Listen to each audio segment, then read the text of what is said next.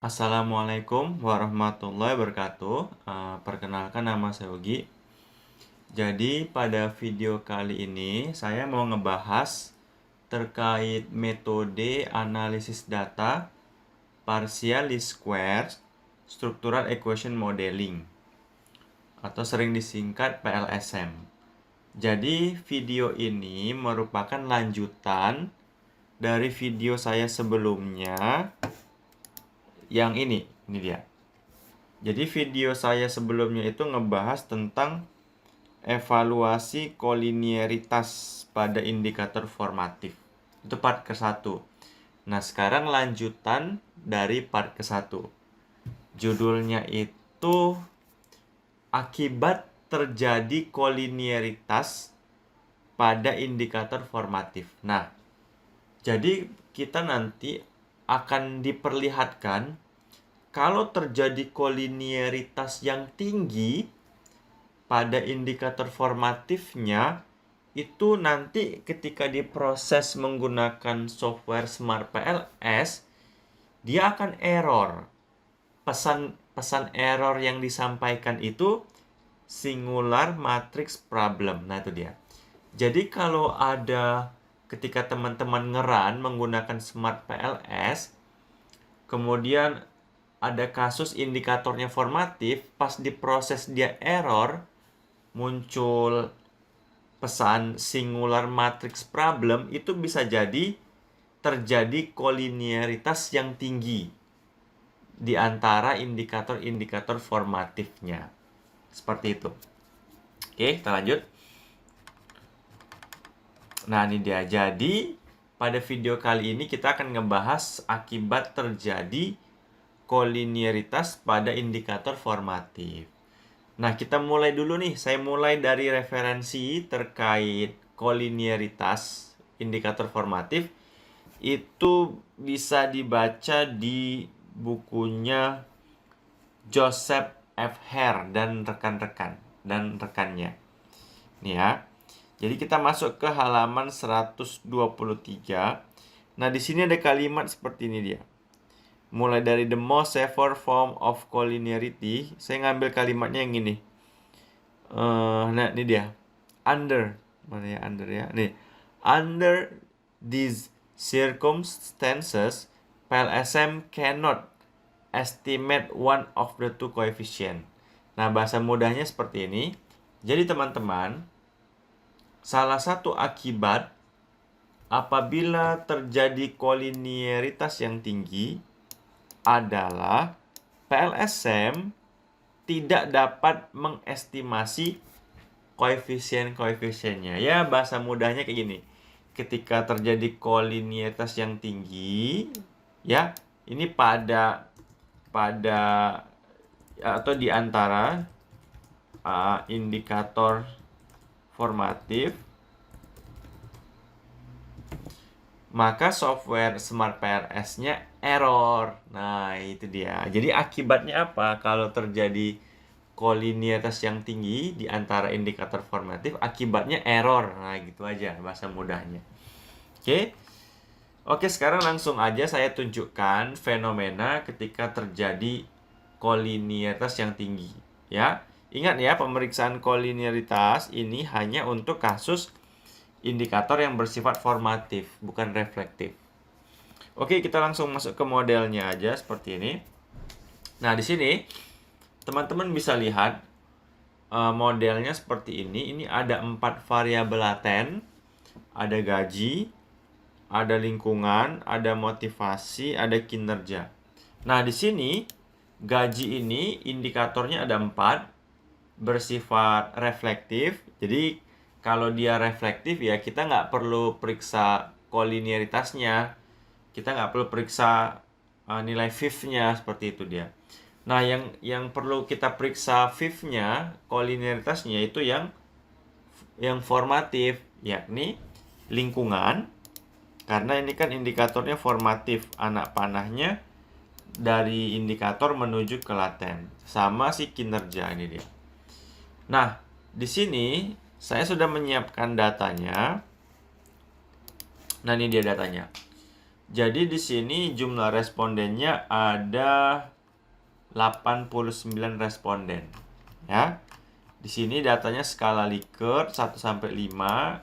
Gajinya ada 4 item, lingkungannya ada 5 item, motivasi ada 3, kinerja ada 4. Nah, di sini lingkungan sama kinerjanya formatif.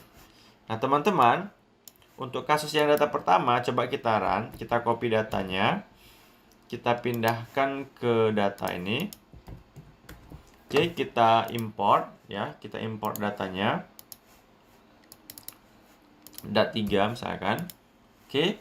Nah, di sini teman-teman, kita bisa terlebih dahulu memeriksa kolinieritas pada indikator-indikator formatifnya. Jadi kita mau memeriksa nilai fifth pada indikator formatifnya, yakni indikator-indikator di lingkungan sama indikator-indikator di kinerja. Yuk kita cek yuk. Pilih PLS algorithm, pilih start calculation, pilih collinearity statistik. Nah, fokus kita adalah pada yang indikator formatif, kinerja sama lingkungan. Kita bisa lihat indikator-indikator pada kinerja sama lingkungan itu lolos ya, karena di bawah 5 kan dikatakan terjadi kolinieritas yang tinggi kalau di atas 5. Tapi kan ini nilainya semua di bawah 5. Artinya ini tidak terjadi kolinieritas yang tinggi. Nah, apabila nggak terjadi kolinieritas, mungkin kita bisa mengestimasi koefisien jalurnya sama p-value-nya nih. Error nggak dia? Nggak error. Karena dia nggak terjadi kolinieritas yang tinggi. Nah, coba kita ambil kasus ketika terjadi kolinieritas yang tinggi. Ini dia kasusnya, data yang kedua. Nah, teman-teman, di sini tadi ini namanya matriks korelasi yang menyatakan hubungan di antara indikator-indikatornya. Ini nggak ada yang tinggi ya. Mungkin dikatakan tinggi kalau di atas 0,8 ya. Tapi ini semua nilai korelasi di antara mereka di bawah 0,8. Nah, di data yang kedua ini saya sudah menyeting ini terjadi korelasi yang tinggi antara link 2 sama link 4. Nilainya 0,964, hampir 1 di atas 0,8. Nah, ini memberikan kita dugaan akan terjadi kolinieritas yang tinggi di antara indikator formatif link 2 sama link 4. Akibatnya apa? Akibatnya bisa jadi Smart PLS nggak bisa memproses, nggak bisa melakukan uji signifikansi seperti menggunakan bootstrapping. Error dia. Karena terjadi kolinieritas yang tinggi. Yuk kita buktikan. Ini ya tandanya nih ya. Karena nilai korelasinya tinggi. Kita copy. Kita pindahkan tertimpa aja. Save. Oke, kita coba buktikan. Bener nggak? Oke. Pilih import. Dat 4. Oke. Kalau kita cek dulu aja nilai fifth-nya ya. Cek dulu nilai fifth-nya di sini. Nah, kan bener kan? Link 2 sama link 4 ini dia nggak lolos. Ya, karena ini kan indikator formatif nilai fifth-nya di atas 5. Nah, karena dia nggak lolos pada pemeriksaan kolinieritas nilai fifth-nya di atas 5, kemungkinan dia akan menyampaikan pesan error ketika mau diuji signifikansi, uji signifikan bootstrapping. Coba bootstrapping start. Nah, kan error kan tuh, singular matrix problem. Kenapa terjadi singular matrix problem? Karena tadi indikator formatifnya antara link 2 sama link 4 tinggi 0,964. Jadi dia itu nggak boleh tinggi atau nilai fifth-nya harus di bawah 5. Oke ya, seperti yang tadi ini berhasil datanya karena kita lihat nilai korelasi di antara indikator-indikator formatifnya nggak tinggi di bawah 0,8. Makanya dia berhasil ketika dilakukan bootstrapping. Tapi kalau pada data kedua dia nggak berhasil karena terjadi korelasi yang tinggi. antara indikator formatif link 2 sama link 4. Nah, itulah akibatnya pada indikator formatif apabila terjadi kolinialitas yang tinggi itu dapat mengakibatkan pada saat melakukan uji signifikansi bootstrapping, softwarenya akan error, menyampaikan pesan singular matrix problem. Oke teman-teman, semoga bermanfaat. Mohon maaf atas segala kekurangan. Assalamualaikum warahmatullahi wabarakatuh.